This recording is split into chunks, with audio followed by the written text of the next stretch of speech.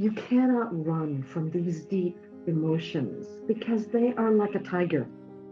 They will hunt you down. And the only option you have when it comes to emotions is turn and offer yourself into the mouth of the tiger and to really open into the core of that. And so this is why I'm wanting you to learn how to befriend your emotions in a gentle way, how to embrace them, how to allow them, and to even go deeper into the core of them to find the peace that's available inside. Otherwise, you're just going to be doing everything you can, that when you're at the peak of these emotions, you're shutting them down. And I don't even want to tell you what happened. You know, when 9/11 happened, and and of course, those thousands of people died, and their families, an interesting thing happened.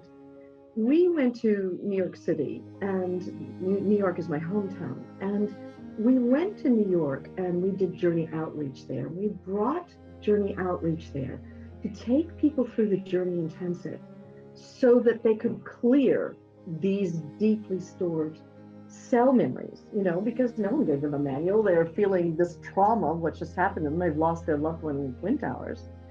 And I know what's going to happen. They're going to shut down. The biochemistry is going to be released, and it's going to go to their cell receptors. And later on, it's going to show up as illness. And so, of course, I went there. We did a 250-person free event for people who had lost their loved ones in the Twin Towers because I didn't want it to show up as illness further down the line. And sure enough, 10 years later, it was in the New York Times that the American government kept tabs on those who lost loved ones in the Twin Towers. And they had off the Richter scale cancer. And so the reason I'm sharing this with you is it's a damaging thing that while all of our emotions are coming up and we're getting pent up and we're shutting them down, it's a dangerous thing to do because it's going to go somewhere inside your body. Of course it is. It makes common sense to you. And so my prayer is that we learn how to healthily open and embrace our emotions, even go into the core of them and find the peace that's inside of them. So it doesn't show up like it did with those people who had lost loved one in the Twin Towers 10 years down the line as some illness.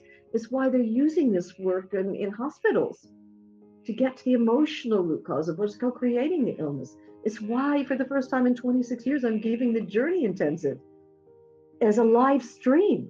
You know, we've done many things, virtual live streaming, but never the Journey Intensive. And it's why I'm so passionate about you getting this work to clear this so it doesn't show up as illness down the line.